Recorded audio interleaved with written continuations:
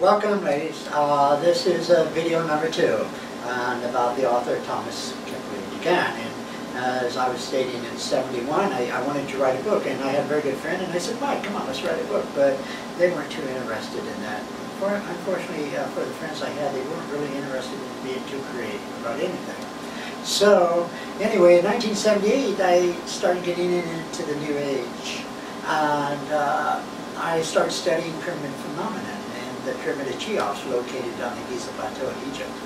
And I even went ahead and made protos, designed protos, manufactured pyramid models based on the Pyramid of Cheops. And I wrote a book, Pyramids and You, in relation to thought, the controlling factor. So that was my real first actual writing at an extremely poor man's rate. And I gave talks, and so that material, that book was given out in the talks that I gave, and when I was in South Lake Tahoe with the New Age Awareness on holistic health and all this, where I gave talks on the thought processes, which I mastered. So there isn't anyone that I cannot talk to on the level of the thought processes. All I say is, let me know when I've gone too far.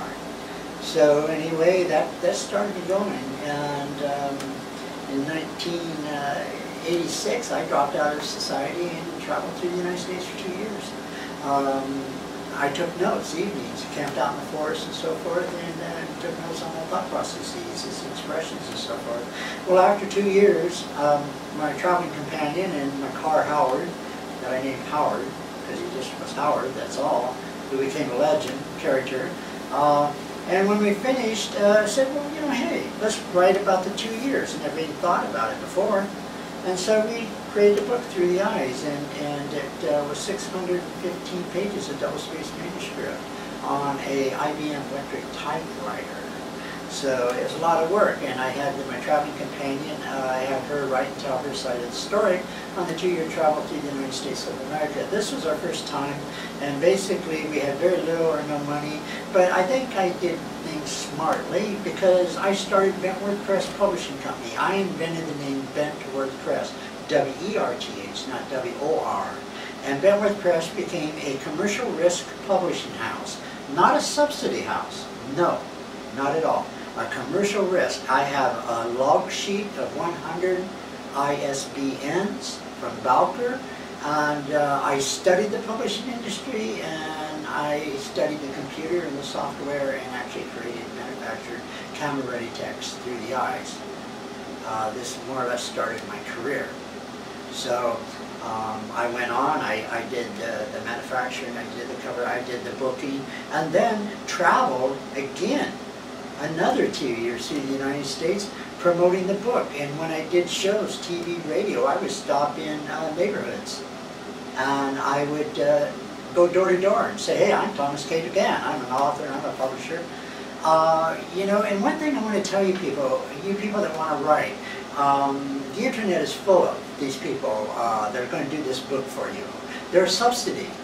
And there's some things you should know about subsidy. The Library of Congress does not recognize subsidy.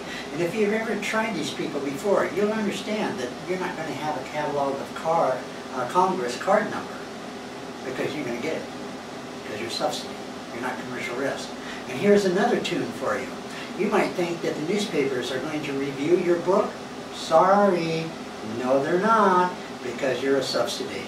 A subsidy is kind of like on a black list, if you will, of publishers.